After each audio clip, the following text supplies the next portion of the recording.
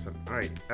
Hello, everyone. Welcome to the episode 28 of the What the Hell Are We Doing podcast with a buddy and myself. We're going to be interviewing Carlos, a well-known Darman actor.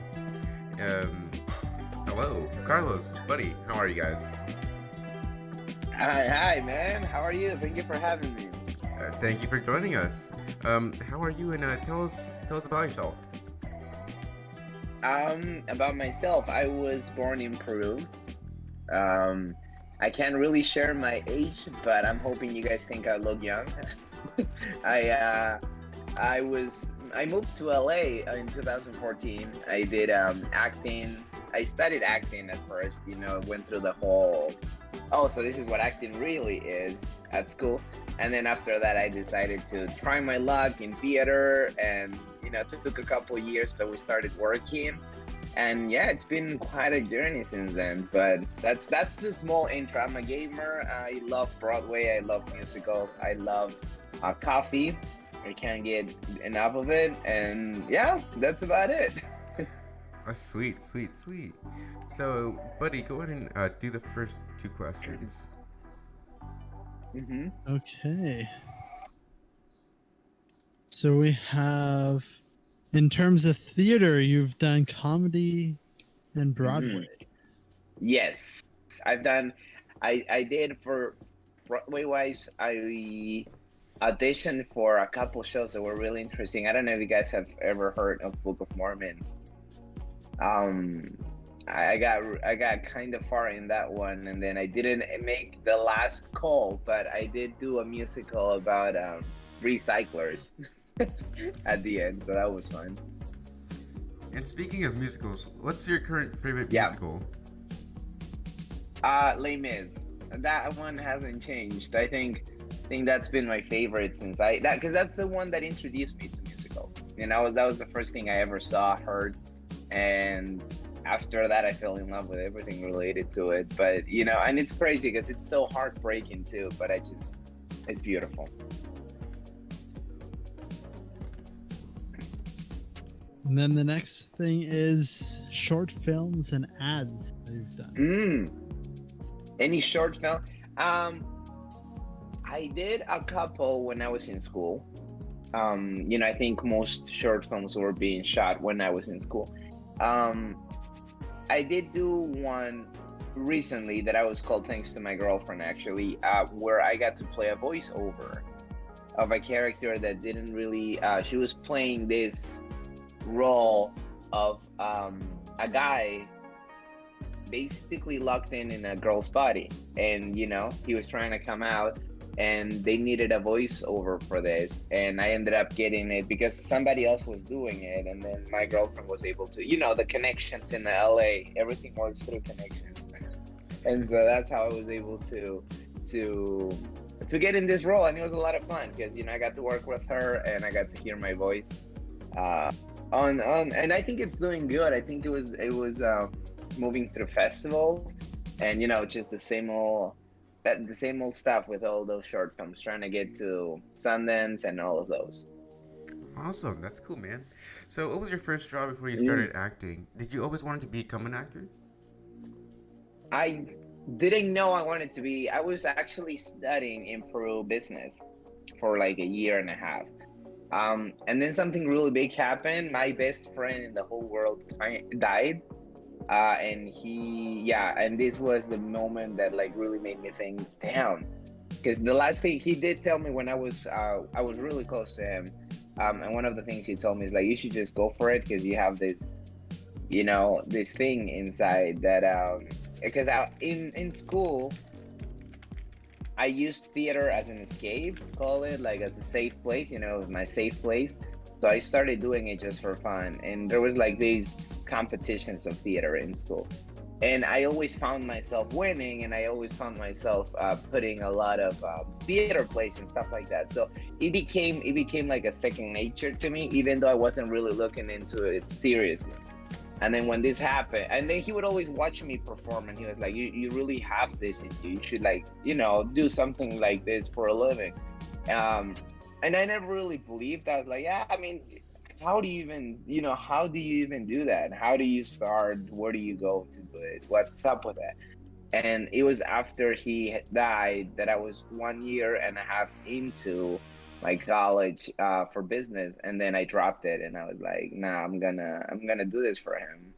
So I decided, and I did the research, and then everything clicked. After that, everything kind of just went its own way. I heard about this school that was holding auditions. They were all open. It's not really a school that like tells you no. It's really open for everybody internationally, and I think that's why it's good. So I was able to get in easily and then come here, made the trip, my family supported. So everything just kind of like clicked after that. And I was like, So if it's clicking, it means it's working. so you basically have the American dream of being successful, having a good career, and of that, right?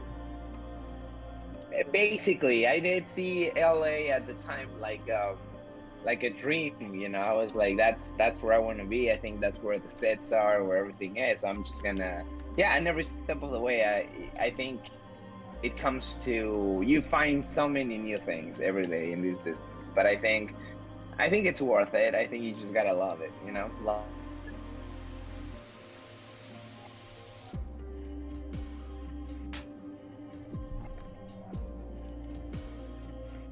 I cannot hear that. Did you?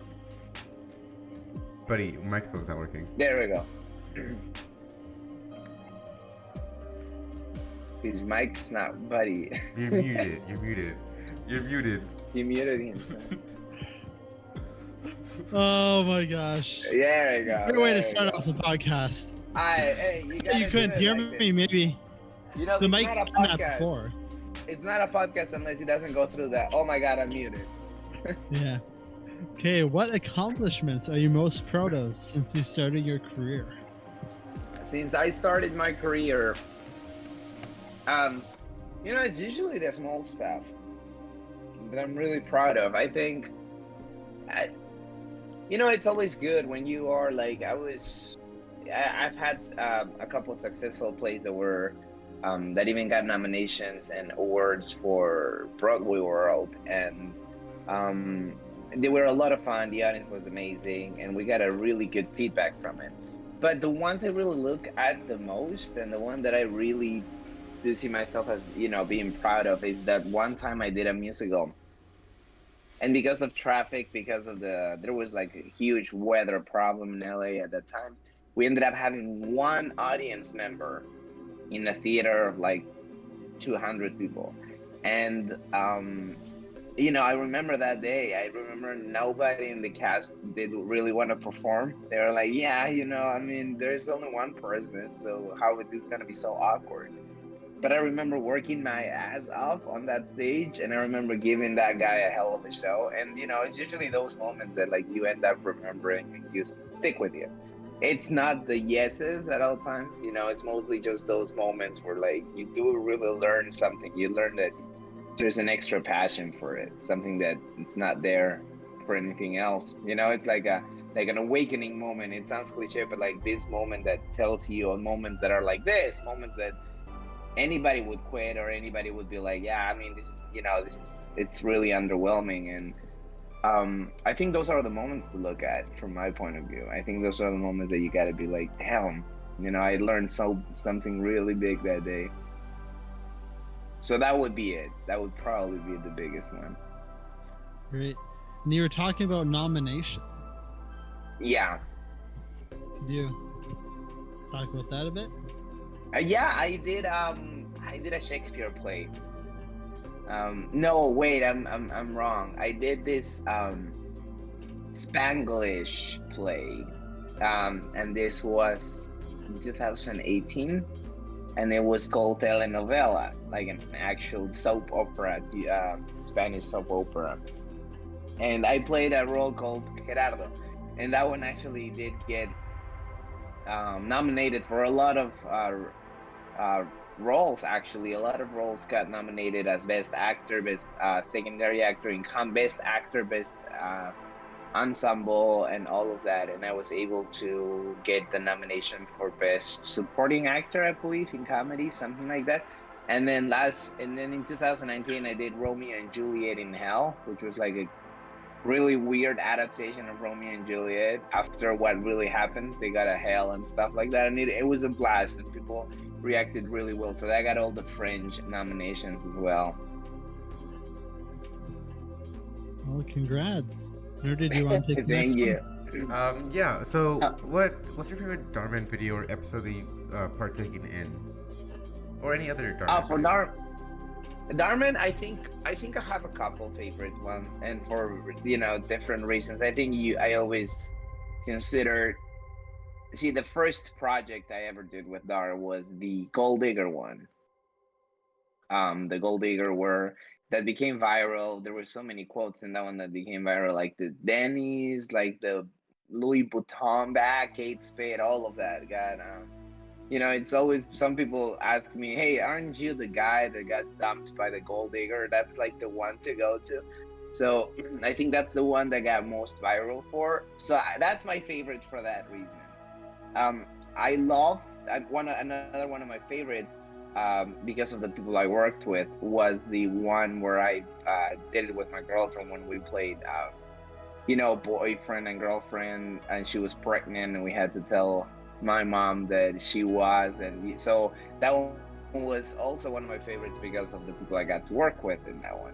And then if you look at it from my point of view as to which character I really enjoyed playing, I want to say the friend zone one, because that hit a really good spot for me. That one and the Norman the Nerd are like ones, like the ones that like really did. There was some stuff in there that I was like, damn, I connect with this, and this did happen. So. And currently, your Gold Digger Darman video is on the featured page. How do you feel about that? It's what? I'm sorry, you cut out. Your Gold Digger Darman video is still on Darman's feature page. How do you feel about that? I think it's awesome. I think it's, because it came, not many people do know this, but, Darman Studios it was such a hard work from the beginning. And I think the sets that he's built, like, because he went from having two people on set, from having two people as a whole production, to having so many now. And you can tell on the videos, we went from one location to like having multiple, so many new actors every day, so many new sets, so many new, even I think the last one came out and it was about the military. So like this, like desert locations. So it really is amazing because I was able to be part of like the beginning crew of it. And I think I love the fact that some of that work, like the Gold Digger one, the ones that were shot earlier, in this whole crazy journey, I think the fact that those are still popping and then those are still being watched, and there's some recognition to those ones, not just the ones that were are new, because the whole subject's changed, everything just changed, but at the same time I think it did for the better, because you always want to upgrade, you always want to be better. But I think it's amazing. I think it's amazing that there's always a flashback to it, and every time you click on Darman's thing, my face pops off, and it's it's a lot of fun watching that.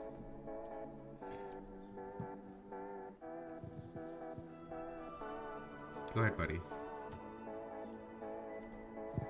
Okay. And now that we're on the topic of Darman, what are some funny moments that you had on set? That I had on set? Oh, so many. I get along with the cast so much. I think it's all laughter until we actually start shooting the scenes that are dramatic. I think, because I love hanging out with people. I love just socializing and talking to people. So, and I get along so well with everyone there, from the start.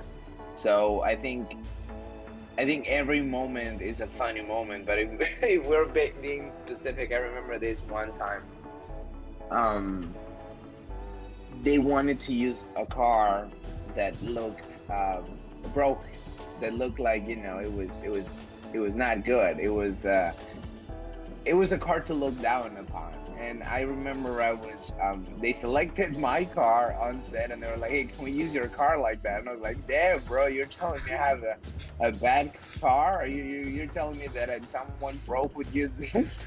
and then they like try to make up for it, and they're like, no, I mean it looks good. We ended up using something else, but that whole first hour was pure laughter because I didn't really take it seriously, but they did seem, it was a lot of fun because I think that was the first time I got to close with the DP, the the AD, all the people on set, because they were all making fun of me for just getting so offended at that. So, this is an optional answer, but from who's your favorite actor to your least favorite actor on set? I don't have a lead. The thing is, the people I've worked with are probably my favorites, just because I absolutely love that their ethic. And here's the thing, though, on Darman, I want to say every actor that I've worked with has such an amazing ethic, and I think it's rare finding something like that, on set.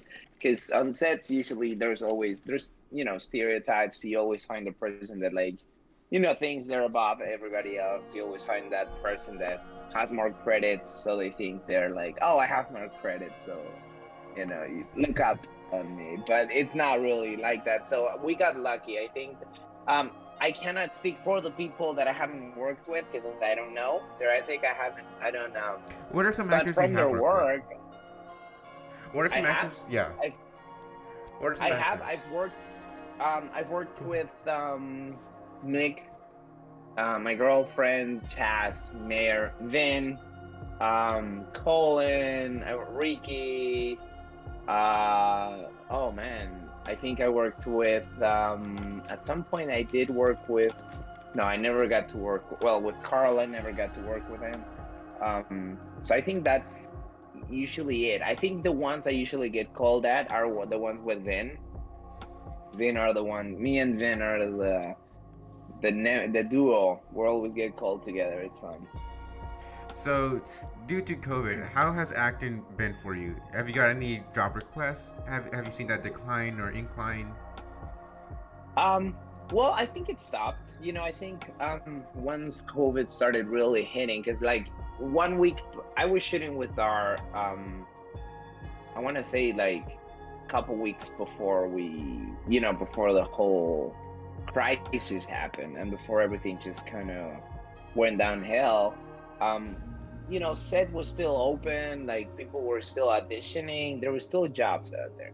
But once that happened, everything stopped. I think everybody got so scared that, sets were not really a place you wanted to be in.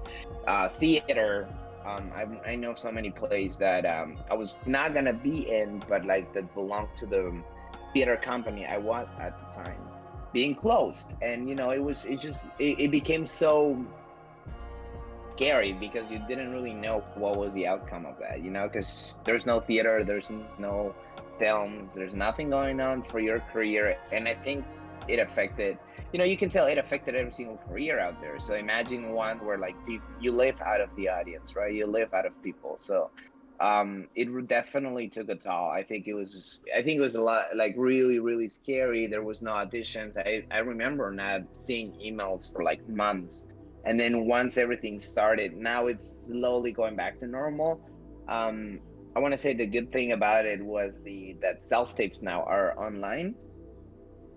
So you can definitely, because parking in Hollywood is crazy. So I'll send a self-tape any day instead of driving 2 hours. Go ahead, buddy. Okay. Then we'll go with, what do you wish you knew before you started acting that you know now?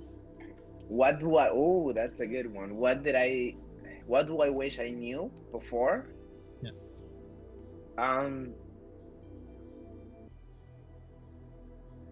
I guess the only thing that I wish I would have known back then, if I really look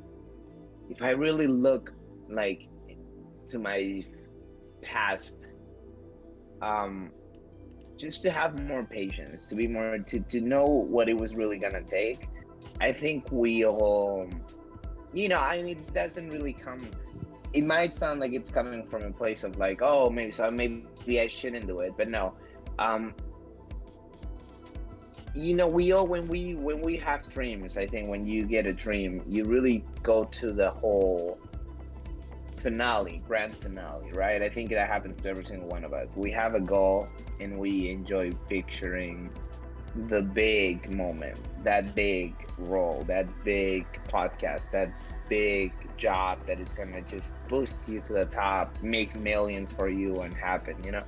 And it's those dreams a lot of times are so big, and like you create such an image that if it's something like that doesn't happen, you start getting depressed, and you don't know where you are standing, your motivations drop, and like there's a lot of that going on nowadays.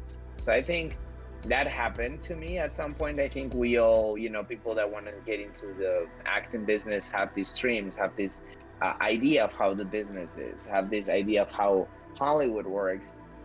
So I wish I would have known that it was gonna take a lot more patience and a lot more love for what I love doing. Because it really is one of those careers where like it's either you love it or you're gonna like just leave this career in like a couple weeks, because it really does. Auditions are like chaos of competition, and I think every single move you make in the business is important for your career. It's just like everything else.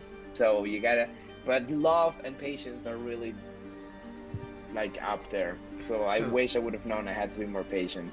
So Carlos, what got you into influencing others and motivating them through your Darman videos, through your Twitch streams?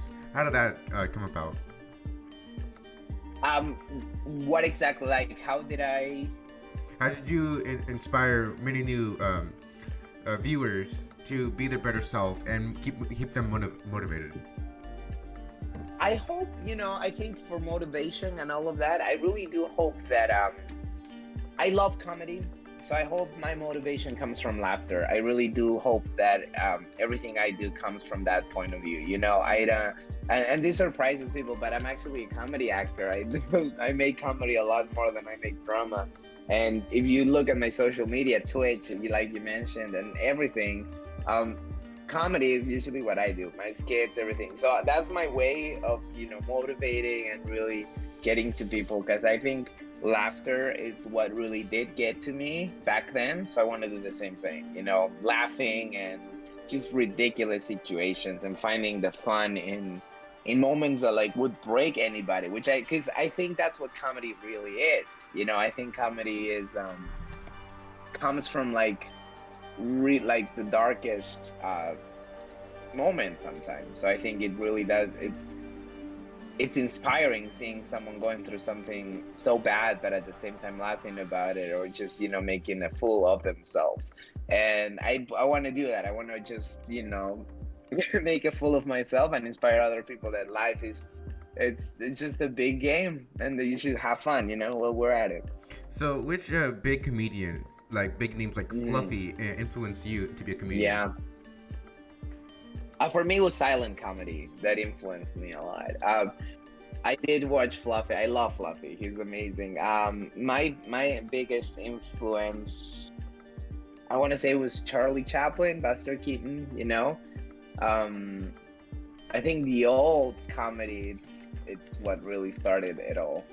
Seeing these people falling, dropping from buildings, burning their hair, just not knowing how to react to things. That really did. When I watched that, I would really like, I was like, I want to do that. I don't know if silent comedy is open right now, but I want to do that. I want to put myself in that situation for other people to be like, yeah, man. I mean, look at him. I can be going through a bad day, but then I did not burn my hair, so it's all good. Life's good today. So I think silent comedy actors are probably my biggest inspirations. Thank you for that. And throughout our podcast, we like to add a bit of fun. Okay.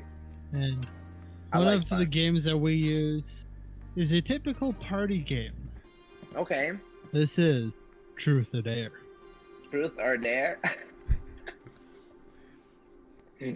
But Oh, it is a good style that's always appropriate for our audience. yeah. That's all right. I want to. Okay, I'm down. Let's do it. So Carlos, truth or dare? I'll start with the truth. I always do. I feel there's like Truth. a background music. Dun, dun, dun, dun, dun, dun, dun, dun, dun, dun, What is dun. your biggest fear?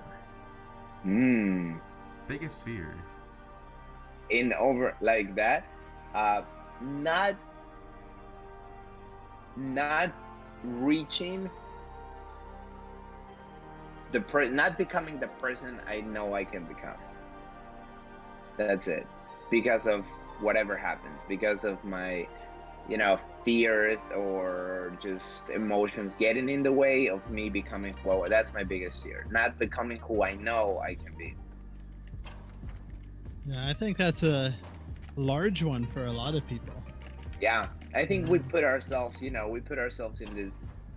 this place, and it happens for me. It happened because of family. I think my family reached so many great things that obviously you put yourself in that place and you're like, damn, I want to, on my own way, but I want to be that. I have goals that I just really want to look back and be like, yeah, I accomplished all of this. So that's probably it's what I mean. I think it's normal. I think it's human that we all put ourselves there. Amazing. So I'll ask you the question again. All Truth right, or well, dare? I'll do there now. I'll just go for it. Okay. As you mentioned before, Colin A. Borden. Yeah, We had him on the podcast I a while saw back. that. I saw it. And we asked him to make Mhm. up a So You See on the spot. Mm. In this dare, we are going to ask you to do that, but Okay, we're first going to ask you to say it in Spanish, so you see in if you're able Spanish. to, Yeah, so you speak Spanish. and then translate it for us uneducated people. Okay, but so you see in Spanish, and then with the whole quote, you want the whole thing in Spanish. And then translate it to English, so we actually know what Okay. you're saying. Okay, on the spot. Okay, in Spanish first. Así que como ves, siempre tienes que ser paciente para lograr todo lo que quieres. All right. Well, I think I'm gonna leave you guys on that one. You guys gotta figure. No, I'm just. I think in English it's so you see, patience is the thing that's gonna lead you to make everything happen. Amazing. That's crazy. I've never actually said so. I've never said so you see in Spanish, but it sounds so. Así que como ves, like I already imagined one of Darman's things in Spanish, and it's fun. Do you do your own voice acting for the Spanish version of Darman videos? No, I didn't. I saw that recently actually, and it was hilarious. I remember laughing so much at my voice in Spanish because I do speak Spanish fluently. So watching someone else put my voice in there, it was definitely an honor, because I would see that. I saw that as a kid. I was raised in Peru, so I would see dubbed TV shows, dubbed films, everything. It's just, I think it's fantastic. I think the actor, whoever plays me in Spanish, does an amazing job. So, Carlos, is there any tips for people currently Yeah. studying or wanting to be an actor, or anything you have since you went through a lot of education? Any tips you might have for them? Yeah, I'm definitely. I think my biggest tip is be ready for a trip. I think it's I think they all know this, but I think it's never too late to remind them that it's gonna be a journey, and there's gonna be ups and downs. One of my biggest tips is also surround yourself with people that are gonna build you, because that's important here. I think LA is a crazy place. I think there's people of all kinds. You're always gonna find people that are gonna support you. You're always gonna, and along the way, you're gonna find out that some friends were not there for you the way you thought they were. So another big tip I have for people looking into this business is you're gonna get to know a lot about human behavior. You're gonna get to know a lot about emotions. So be ready for that. Be ready to explore who you were, your biggest fears, your traumas. Be ready to as an actor, you have to really have your emotions set. You really want to, have everything ready to go. You want to have those big moments that happen in your life, and not only the good ones, but the bad ones. So I think a biggest yeah, if you're looking into doing acting, know that that will be there, and that it's not all just reading a script. It's like really getting to know who you are as a person, and surrounding yourself with people that do the same and that are going to build you.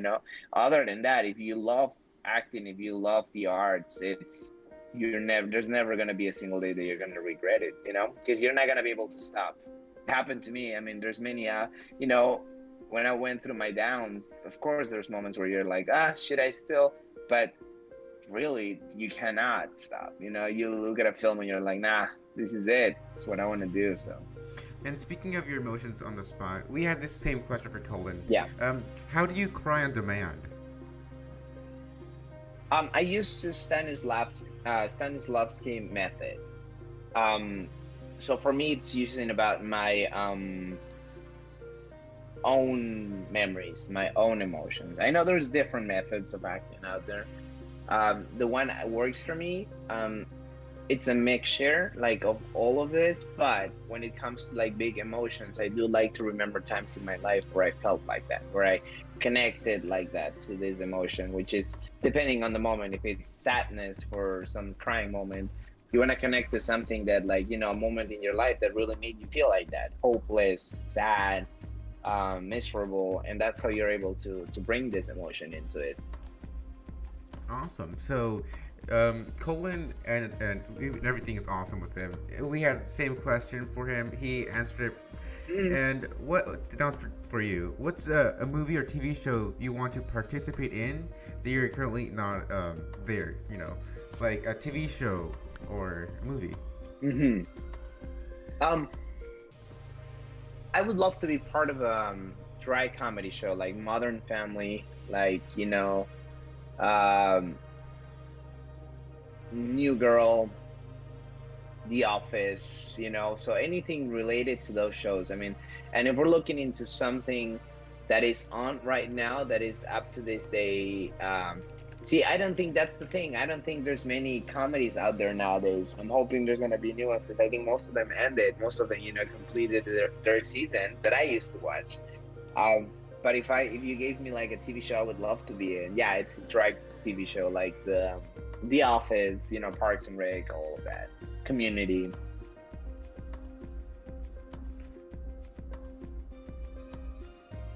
Okay. So we recently interviewed an actor named Parker James Fulmore, who played Billy Elliot, or played in Billy Elliot. What are your thoughts on young actors and how they inspire others? Young actors are amazing. I think they are. I always get so surprised by them. Even when I watch young actors on TV, on big films, on Hollywood films, on Netflix, I always get so surprised because they make it so effortlessly. You really do come to know, like, you're like, oh man, they didn't go to school. Imagine them going to school. So it really does, it's beautiful. I always enjoy watching young actors, and I think Darman's young actors are amazing too. I think some of them, Aiden, Devon, like some of them have been truly terrific. I enjoy watching those two together because you make a combo. But I think it opens up the market, right? I think it really does put if you're a kid and you're watching a kid act, it opens it up because you want to be an actor too. So like on a young age, and I think it's beautiful to start having dreams at a young age. So I think it's amazing that young actors are always there, and that it becomes a possibility. It opens up the market to all these young actors to get there. Okay. You were talking about Aiden. Have you acted with him? Never. I only got to. No, I've never been on set with him, but I'm a big fan of his work. I think he's one of the only people I've been able to connect emotionally at some point. So I was like, damn, that was good. You go through you're watching a scene and then it gets emotional, and then you just go through the damn, that hit, all right. Good, good stuff. So I think he's terrific. And the thing about him is he's so amazing at marketing too. And like, he built a brand and he was able to sell this brand to so many people. I think he's at such a young age motivating and doing so much for every other person out there. So I think it's terrific. And I think the fact that even though we've never worked together, but we've shared and experienced together is amazing. Like Garmin. So Carlos, you're an Yeah. inspiring actor. When you were a child watching TV and movies growing up, Yeah. have you seen anything change between the genre over the decades of movie production and the quality of films and TV shows? Definitely. I think everything has developed into, I think it comes and goes. I think every year, every generation had its phase, right? We went through the whole sitcom. When I was growing up, there was sitcoms still popping, and that's the one thing to go to. I think Friends came out whenever I was born in 1993. So, the one thing I would see on TV when I was like a kid was Friends. It was laughter. It was like the laugh tracks. So then it developed into dry comedy, which is kind of like more my style. But so you get both sides of it, and I think it keeps developing. I don't know if it's called upgrading or just changing its theme. I think it's just a complete change of tune, and I think in the future we're gonna see maybe a new type of comedy. Maybe we're gonna go back to the same old laugh tracks after a joke. Who knows? But that's the exciting part. Awesome. So, what is it like to be an actor slash cast member of Darman? An honor, truly. Like it opened up so many doors, and it allowed me to build myself a public, which I think it's really key in this business. You want to be able to, and I didn't know this at the time, but here's another tip for everybody looking at there. You really got to build yourself a brand. You got to know who you are, as a person. You got to know what you can sell. You gotta really put yourself in front of a camera and be like, what do I have that it's different, that nobody else out there has? What can I sell? Because that's what casting directors will see. That's what agents will see. That's what the people will see. It's like we're gonna give you the role and not these other 10,000 people that audition for it, because you connect with this and you know who you are and you are bringing this whole brand, right? So I was able to discover my brand and my whole thing. Part because of Darman, because the roles that I was getting booked there were the nice, innocent, nerdy geek dude, and that was always I usually connected with from the start. Um, so I think I know myself pretty well in the business. I think I know who I could play. I'm never gonna audition for the hot stud in a horse with long hair just driving drifting through the beach. I'm not gonna so I think it's important that you know who you can play and what you can do.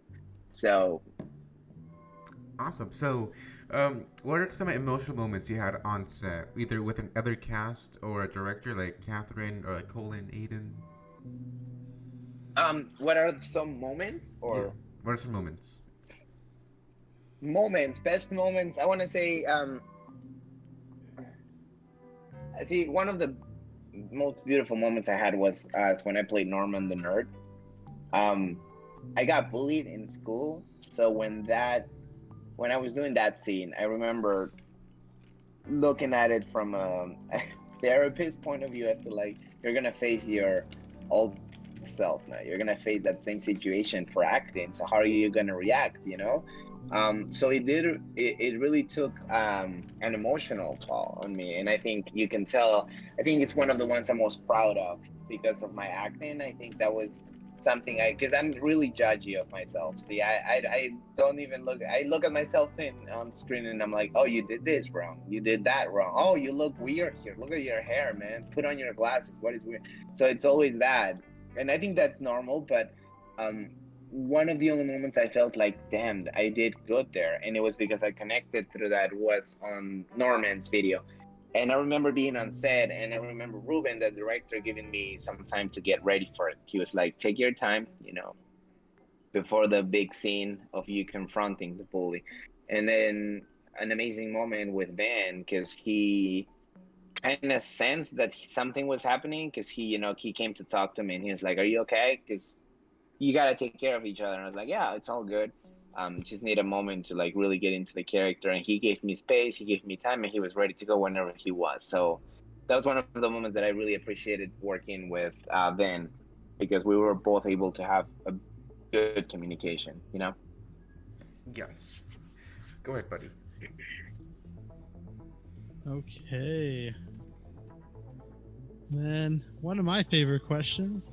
What is something that you never thought you would have done, but you actually did, and not counting acting? Social media. YouTube skits, Twitch. So many things have happened that I never really saw myself in this position.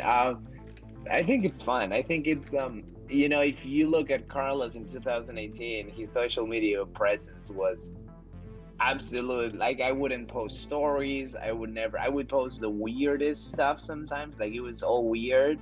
Um, because I didn't know how to sell that. I didn't know how to sell social media. I didn't, I would see YouTube and I was like, I usually said, man, vlogging seems hard. Talking to a camera as your actual self, not as acting without a script. Like, you actually showing who your life is. And then I would, I love gaming. That's always been part of my life. So when I was watching streamers, I was like, that seems like so personal.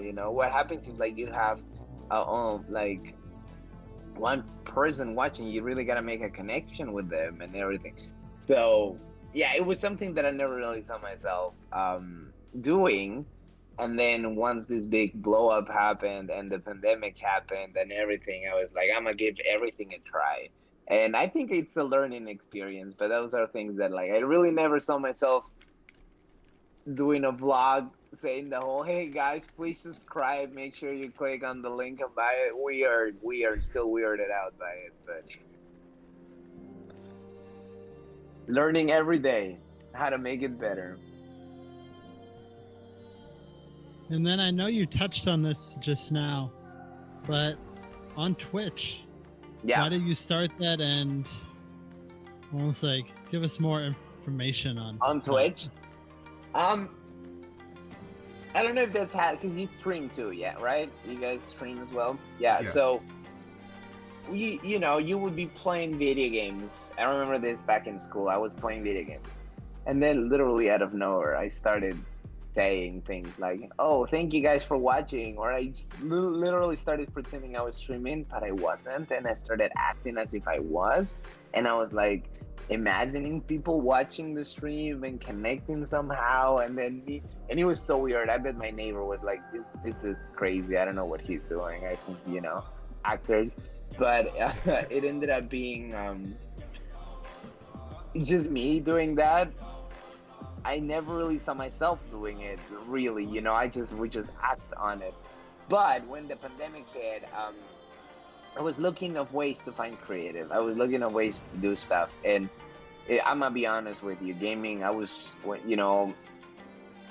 in the middle of the whole pandemic, gaming was 24/7. I finished so many games. I wanted to finish Red Dead 2. I caught up on every single. This is crazy, but I actually was able to finish every single battle pass from my battle royale games that I play. So insane, truly. I was able to do platinum trophies. I've never, and I started becoming a hunter for those plat trophies. I played so many beautiful games, recommendations. And then it happened to the point I was able to get a PS5, and it came with a camera. And it clicked. I was like, yeah, I mean, why not? This is something that I always, it should be fun. I love gaming, and I think I have a community that loves, of young people that really like gaming, because a lot of times they connect with the whole brand and aesthetic. So that's how it happened, and yeah. So we did some Twitch. What kind of games do you certainly play? Do you have a specific game you play? I saw you played Cuphead a few days ago. And tell us about your community. My community on Twitch, I think I pulled the right people from TikTok. I think I used, because every time I'm doing Twitch streams, I'm doing lives on my other social media platform. I think it's a good way to get people to to know who you are. And I think I pulled the right people. I'm so happy with every single one on the community. I don't think I've had problems with anybody. I think we all just kind of, take a seat on weekends and just have fun. I think it's really chill. It's not too intense. I don't play games that are too intense. I don't play games. I play games that like are gonna test me. Yeah, like Cuphead. I played Bloodborne. And I'm playing Apex sometimes with people if they want to join, if we want to play something in between. But I think it's just those games that are, yeah. Are you interested in doing any like GTA roleplay on your streams anytime soon? GTA, I had my fair share with GTA, and I think it never really became nothing else. I was like, that's enough for me, because it started. I think I would love a GTA 6 though. I would love that. But the other one kind of became a little repetitive, the fifth one. But I would be interested in doing some roleplay type of flame. Yeah, I'm always on to any recommendations, because I think, you want to try it all and see what your audience likes. Because I did Resident Evil 8 and the audience went nuts on that one. I remember that first big scene happened when it was so gory that everybody left the stream because of how hardcore it was. And I remember that, and I was like, yep, it's kind of like you gotta go with what your audience wants to see. Yes. So you briefly talked about your TikTok. Would you mind telling us what you post on your TikTok, and what influenced you to transfer yourself over to TikTok? Since you said since the start of the pandemic, you opened up these new social platforms. Yeah, so during the pandemic, I opened up, even before the pandemic, I saw this app called TikTok trending, and I was like, oh boy, what is a new one? And then I started seeing that it was more like Vine, right? It was just like silly skits that were short, 30 seconds. So I gave it a try, but not as I was not really in it. I was just an observer of the app. I would just scroll through sometimes 15 minutes, and then it really started getting to me because it was so amazing. I think TikTok is hilarious. I think you find all kinds of things. I think the algorithm works really well. So I think you find, on TikTok, you find videos that are just suited for you, and I think that's what makes it great. So that's how I was able to get in it. I had a lot of fun with it at first, and then I found a video of myself in TikTok, and I reacted to it. I literally just did a duet reacting to it, and it blew up, and so many people started commenting, this is the dude from, oh my God, I've been looking for you. Those were the comments that really made me think I should do this more, because they were like, we were looking for you. I was looking for you to see if you had something else. So I was like, hey, I don't have anything else going on. I'm just going to post duets, silly skits, and have fun with it. And I think there's not really a pattern on my TikTok. I think it's all comedy. It is comedy. But there's not really like a thing I stick to. I think I just do all kinds of things in there. I think I just treat it like a circus where we all just have fun and, watch. I just put myself in the weirdest places sometimes for TikTok. So let's briefly. But that's how it happened, yeah. Let's briefly touch back a little bit on the Darman questions. Why do you go through so much education in acting, and what schooling or what schools you go through that are basically essential to become an actor? I think it's essential that you really do your research on all the techniques, on all the methods, and I think that's key. From my point of view, right? I really love well-trained actors. I really connect with well-trained actors a lot. I think you have to be. Most people say you're gonna hear a lot of people saying you don't really have to be a well-trained actor. I think you do. I think it's not only gonna help you more know about yourself, but it's also gonna help you know about your craft. So my advice to everybody is like, anything that's gonna really help you find your way of acting, like what's gonna work for you, because there's many methods. We have Lee Strasberg's method, we have Adler's method, we had Stanislavski, we have so many of these huge masters that created their own techniques to approach the same situation, right? So for me, New York Film Academy, which was the school I went to, this school was the one that kind of like teased some of them, opened up a little bit. And that's how I was able to know about all these methods. And then I did Lee Strasberg's method for a couple years too at the it was the Berg Studios. I did 1 year on Berg Studios. This is also in LA. So I checked out his method too. There's just I think what's key though, it's making the research in all these techniques and seeing what might work for you and try it out. Awesome. So, like we talked about before about movies and TV shows, do you have any future projects you're working on that you want to be in the big picture or a small role on a TV show? I do have some stuff lined up. I can't really share too much about it, but I have see for creating stuff, I am meeting with Chaz and Mayor to create our own kind of thing as like to because we think that we're funny together and we can like really create, and it's always good collabing, making collabs with people that or like that you love working with. So I think that's on the future. I also want to get back into theater. I've had conversations already to get back into theater now that everything's open, so that's also in the future, and I'll be posting everything about it for the people living in LA that want to, get a personal one-on-one experience by watching me perform. And for films and TV shows, no, I recently, I just got a new agent, so we're hoping to, work together really well, and we'll see where that takes us. Cool. I believe Buddy has a question for you. Yes.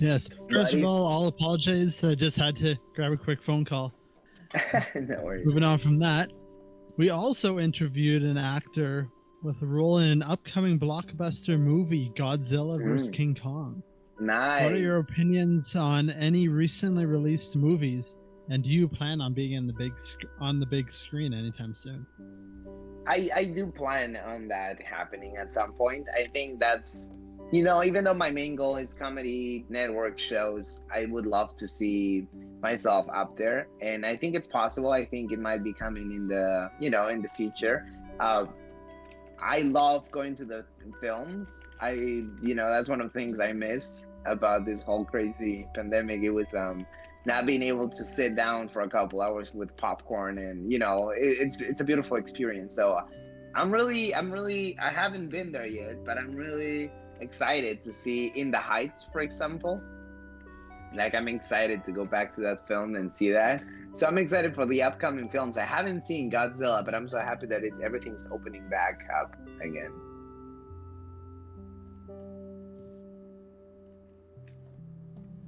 And then, Mary, do you have something, or am I going? You're going. Okay. We have, what do you like to do as a hobby? Gaming. I love gaming and watching TV shows, or just literally learning new things. I really want to get myself into the next level of coffee making. So I wanna get myself more knowledge about that subject. But everything I love. I love making myself some coffee and just gaming, watching videos, watching streams, everything related to that. I can spend hours doing that.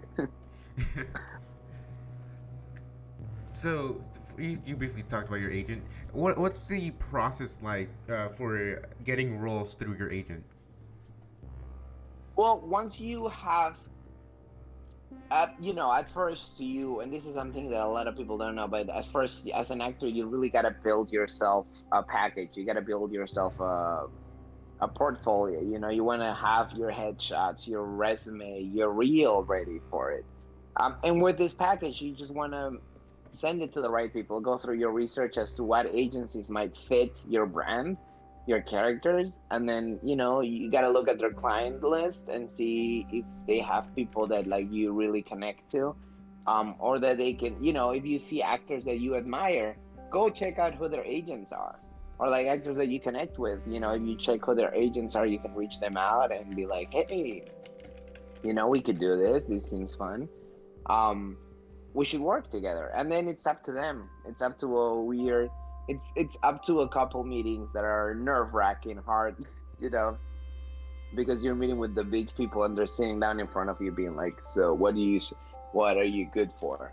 How am I gonna make money off you? And you gotta really you gotta, you know, be yourself in another level, and that's how you get it. And then once you do start working with them, they are the ones that will make the calls. They're gonna be the ones submitting you for stuff, and they're gonna be the ones sending you the credits, and they're also gonna be the ones giving you the good news, you know, and taking 10% of those good news. But they're gonna give you the good news and then be like, hey, we're both making money, let's make it.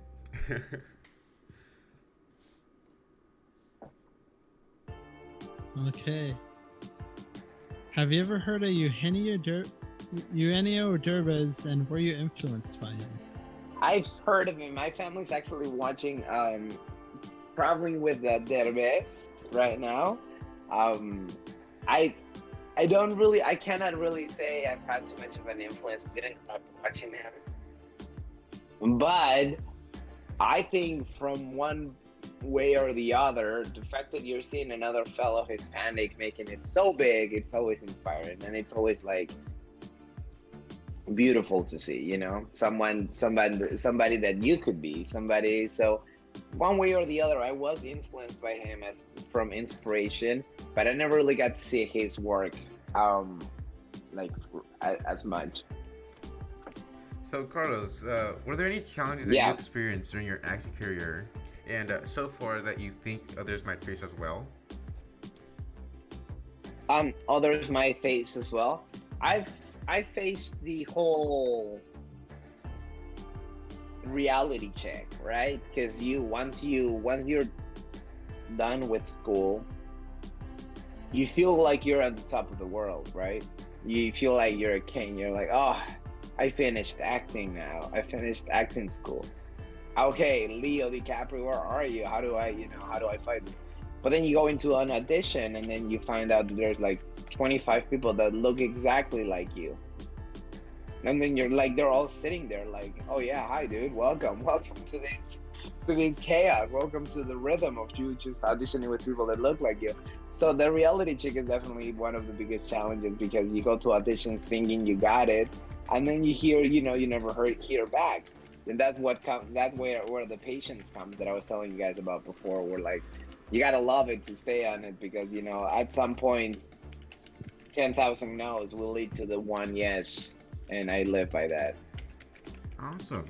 And I believe that buddy has one more question for you, or two more. I've got two. Two? Yes. So, has anyone noticed you, like, I guess before COVID, or if during COVID even, has anyone noticed you in person, like on the streets or anything, and what was your reaction during that? I'm still not used to it. It's been happening a lot lately, and it's so weird. I'm so happy. It's a beautiful recognition. I think it's a beautiful way of knowing that my work is impacting other people. And I feel like that when I see somebody that I admire, I want to take a picture with them. I want to like say hi to them. And the fact that some people see me like that, it's surreal. It really is. I always get nervous. So if you're watching this and you end up finding me on the street, come say hi, but I'll be nervous. I'm not, I'll be weird. But I'm gonna take the picture, and I would love to meet you. I would love to chat with you and hear your story. But that's been happening a lot lately, and I don't know if it's because of social media or what, but hey, you gotta every day you don't know what you're gonna encounter. So what's the weirdest thing that's happened to you on the streets? Any viewer or viewer? No, viewer it's always hilarious. It's no request. I was once we had a guy come in and being like, hey dude, can you be my vlog? And like he started recording me right away, and he was like, hey, say hi, do something. And I was like, oh my god, no. And I literally got nervous, but I did tell him, and I was like, "Oh, but I don't know what I'm gonna say." I was polite about it. I was like, "I don't know what I'm gonna do," and then he just wanted a picture afterwards, which was fine. But the fun, it's so much fun how I get ready. Like, it's people are like, "Wait, aren't you the dude whose girlfriend?" They're so specific too. Aren't you the guy whose girlfriend was pregnant, but she couldn't lift anything, and then the mob ended up hating you? And or like, aren't you the guy that had the shoes that were like completely broken, and then somebody steps on it, but then you at the end become like a pro? It's like stuff like that, That's hilarious because like it's you're the guy from Darman, but a lot of times it's the so specific as to you're the guy that got dumped by the cold digger girlfriend, but in the end found yourself a beautiful wife. Yeah. In the future, after COVID and everything's open up again, would you do any meeting and greets with viewers? Definitely. That's definitely on the plans. That's there. And same question for the Twitch. Once Twitch is back open, would you go to TwitchCon if you decide to become a full-time streamer? If I do, if that happens, that's something I would love to do.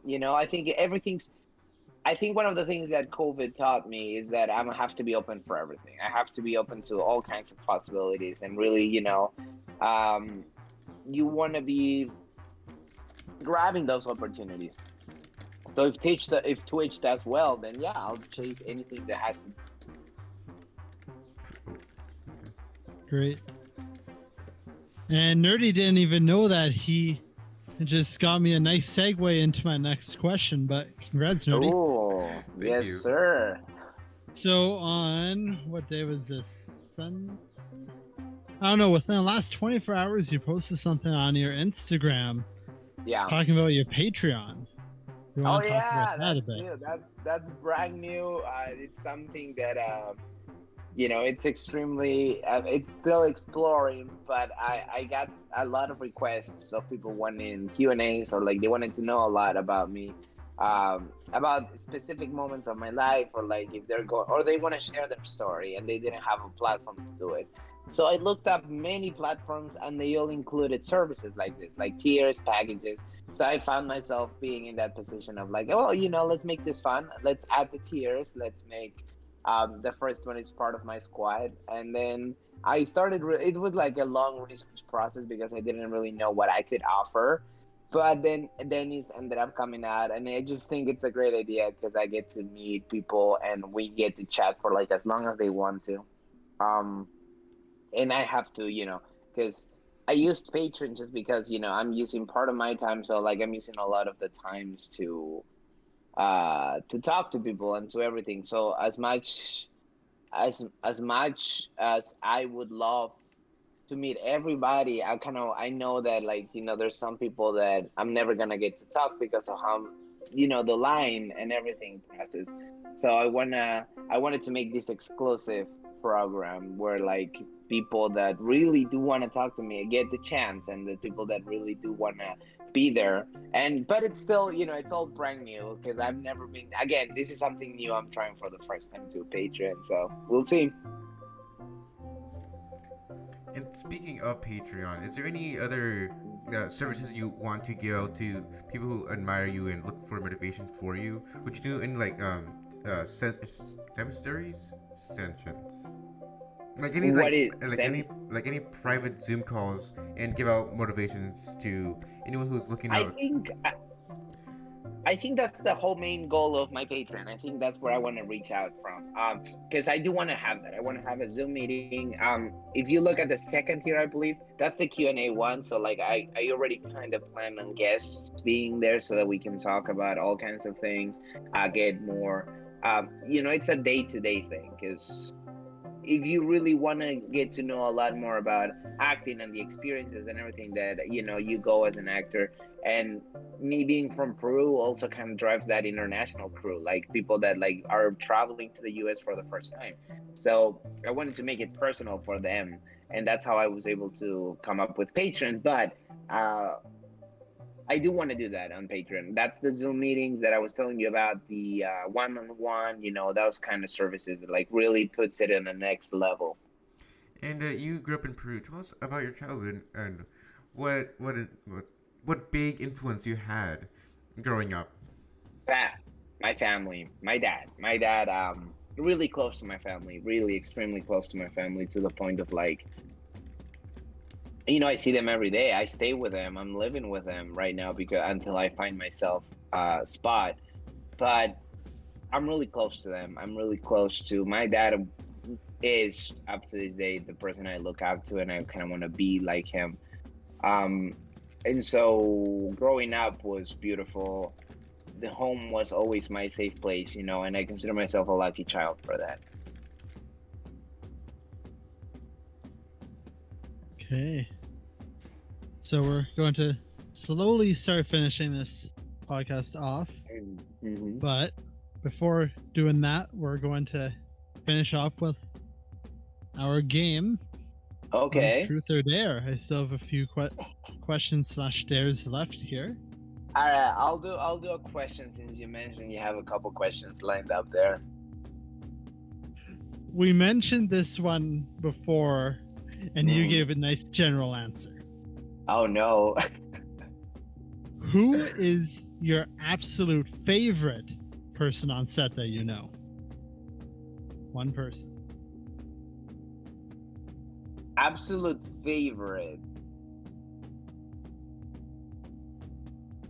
I think I want to say the person I've had the most fun working because of like all these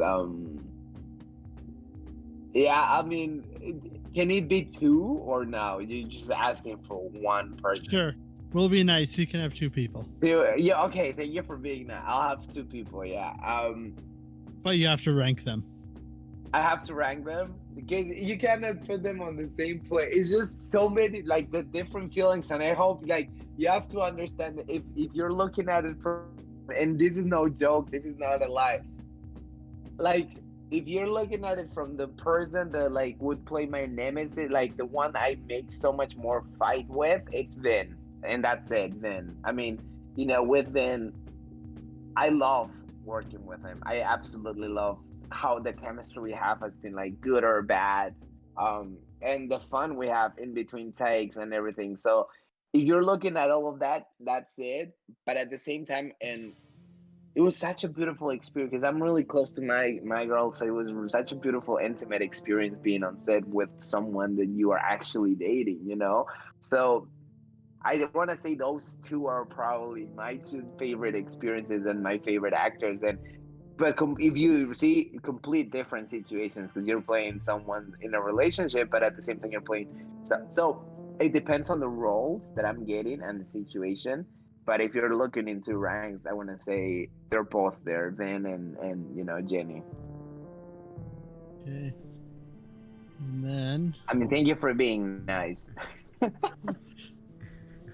Nice, but then you had to rank it, so. Yeah. Okay. Would you like a dare then? Yeah, I'll do there. Okay. If possible, show us off a secret talent that you have. A secret Talent. like talent. Oh, okay. This is gonna get weird. I hope you guys don't get okay, because I can do this with my eyes. Can you guys see it? We can. Oh my, yeah. I can literally flip my eyes and close them like this, and it freaks so many people out. That's an amazing It's talent. like the weirdest.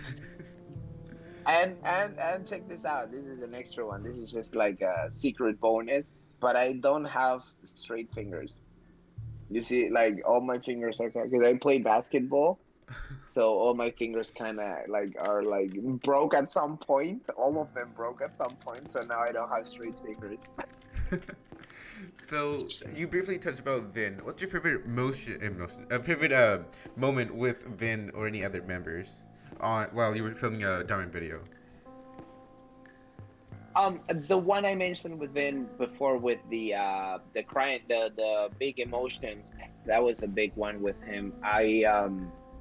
I'd say I think for Vin the most beautiful moments we have are usually when he's playing my bully and I'm playing, the good role, and then once they say cut, I start making fun of him, and he starts like laughing about it, and I start treating him like I'm like, yo, you gotta, you know, you do that one more time. I even like call him out. I'm like, do that one more time and see what happens. And he's like laughing because he's all buffed up, and I'm like with my glasses and my outfit and my nasal nose, my nasal voice. I'm like, do that again and see what happens. And he's like, and he's like a monster on set, and it's just it's a lot of fun. It's all interactions with him that are hilarious. Now, are you guys still the same person even if you're offset? Like, do you guys still act the same? Like, are you still friendly? As seen on Darman videos, you guys are different, because it's the character. Oh yeah, no, I think I get along with everybody, and like it doesn't look like it because a lot of times they see. No, I think if you are portraying someone that people think you are in real life, you're doing a good job as an actor. If you're seeing someone and you're like, I wonder if they are like that in real life, they're doing a good job. If you hate someone on screen, they're doing an amazing job acting. Because it's like they're playing the villain, they're playing the bad guy. And I think we all keep something for ourselves. Like with that question, I mean, I am that geeky, aside the role, but I'm that innocent. I do go through that innocent role that I play. I am like that. I've been in situations where I was, people took advantage of me or stuff like that. So there's always something that connects you to the roles, There's always something that you take with you and that you keep for yourself on the regular days. Okay. So you were talking about playing basketball. Yeah. Do you want to talk a bit about that then? I play basketball. I do. I'm actually, secret thing about me is I'm actually really, I'm decent at sports. I play tennis, I play basketball, I play soccer, ping pong, volleyball. I play all of it. And I'm decent at most of them. I think my family was really into sports. My dad was always going to matches and playing all kinds of sports. So since I was a kid, I would go up to these workshops, to these clubs, to summer school of basketball and stuff like that. So yeah, I play basketball. I put on my contacts and I hoop. So, like you briefly mentioned before, you got bullied at school. Did I did, yeah. Did that experience help you grow and learn from acting as well, or did the experience of you getting Definitely. bullied impacted your life differently? It did. It made me who I am. That whole experience made me. And it definitely has such a big impact on my acting career. Yeah, I think everything I am was because of my experiences. I think we all become who we are because of the things we lived. And bullying definitely made me realize who I was, who I didn't want to be, It helped me have a lot more compassion and charisma towards the people that are going through it. It helped me realize that I was capable of achieving everything I really put myself into. It helped me realize that we're not all as different as sometimes people think, tell us we are. It built my acting portfolio to the point of like I can connect to those moments every time I need to feel something like that, and it allowed me to open up my heart. The best thing that bullying taught me is to open up my heart, because when you go through something like that, you realize that the people you find are that important to you. So like you become, I want to say, more self-aware of the people you put in your life, right? When you get bullied, because like that you cannot trust just everybody, so you really are picky with the people you select. And it really does, I don't want to, it's such a learning experience, and it really does make you a better person, a bigger person, and it puts you in the situation where you can help other people that are going through it. And is there any words of motivation or something that could inspire those people who are suffering from bullying as well? Yeah, definitely. I think something I would have loved to listen back then is, it's not your fault. The first thing is, you're not doing anything wrong. It's not your fault. and it'll get better. Be patient, it'll get better. Stick to you, stick to what you love doing. It's worth it in the end. You know, if you're getting bullied for something you have no control over, like who you are, your personal traits, your taste, the things you like, if you're being bullied by accepting who you are, there's nothing you can do. There's, you have zero control out of that. So let that sink in and really go to that place of like, if I have zero control over this, might as well embrace it. And I'm telling you, at the end, it's gonna pay off, because there's nothing more beautiful than seeing someone completely own who they are. And even though it puts you through those moments of like people bullying you, people not accepting who you are, at the end, the happiness you get from being able to survive all of that and still be who you wanted to be back then, still keep your personality, it pays off, not only for you, but it pays off in your career, pays off in everything you do, and you're able to inspire other people, and it does get better. You are always going to find bullies in life, always, not only in school. You're always going to find people that are going to be trying to put you down, but I think the best thing that you can do is realize that it's out of your control. You have nothing, you cannot control that. It's a scary world we live in sometimes. But if you really stick to who you are, you're going to make it out, and you're going to make it out better, and, help other people with it. Great. So I just have our last question before this final speech. Are there any influencers that you are following right now? Influencers? Yeah, I am following, as in like who do you watch on TikTok and stuff like that? I follow Brody. He's amazing and he's a great comedian. I follow comedy actors. I follow Leonardo. I forgot his last name, but he's hilarious. He brings that whole Hispanic side to it. I don't know if they're influencers because they do skits only. But I want to say that they are. I think if you're on social media, you become one of them. If you're influencing other people to be, to laugh or do stuff. So those are the two that I'm usually watching stuff from. But you find new people every day on social media. You're watching unrecommended, and then you find someone that you connect with, and then you just look at their whole history.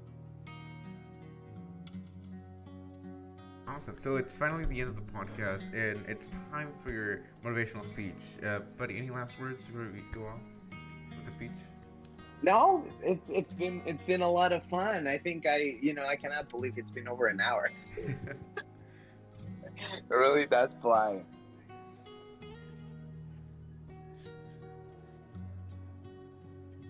Go ahead, buddy. Well, I didn't really have much to say. It's been an amazing podcast. Thank you, Carlos, for joining us. But yeah, of course. Do you guys want me? So about education, right? About all kinds of stuff. Well, I want to say, we live in a place, and this is something that, like, I think most of you guys, you are into technical and technology. Like we all are. We live in a world where technology has become so big, right, and so important, and our lives are being guided by it. That's our way of communication and everything. So I think we live in a place where education is more open than ever. I think we're living in times where, like, there's no more excuses as to, like, oh, I don't have accessibility. Well, I live in the other side of the world. I cannot learn that. No, we live in a place, like, we are living in times where, like, anything really is possible. And I know you hear that a lot, but it really, like, if you look up something, if you really do your research, you can find all kinds of things online. And you can make yourself so, like, you can become so smart in so many ways. And you can literally explore so much about your career and your picks and who you want to become through social media, through Insta, through Google, like through all of these platforms. So there's no more excuses, right? I think it's time for us to educate ourselves into who we want to be. And I also believe that we're done with those times where, like, they would tell us what to do, what to say, what to study, who to be, because growing up, you would hear you won't have to be like your dad. You have to like take those jobs. But with streams and with social media and like the arts are expanding more than ever. Even gaming became a whole profession itself. So to everybody that is trying to educate themselves, I think it's more open than ever, and the possibilities are truly endless. And right now, you cannot give any type of excuse. So my advice to everybody is just go for it. Find something you really love. Take the time to learn it, because there's no age range for you to learn who you want to be. Take the time to get to know who you are. Really, take all the time in the world about who you are, not who your family tells you, who your friends tell you, who the experience, like who you are. And once you know what you want to do, explore it. Make your research. Watch YouTube videos. Educate yourself on all of these things, and then you're set. It's gonna be a big trip, but at least it's your trip. It's not a journey that anybody. It's your journey. So go for it. Awesome. That was an amazing speech, Carlos. And thank you for being on the What the Hell Are We Doing podcast, episode 28. And if anything you want to add to the end, Carlos, buddy?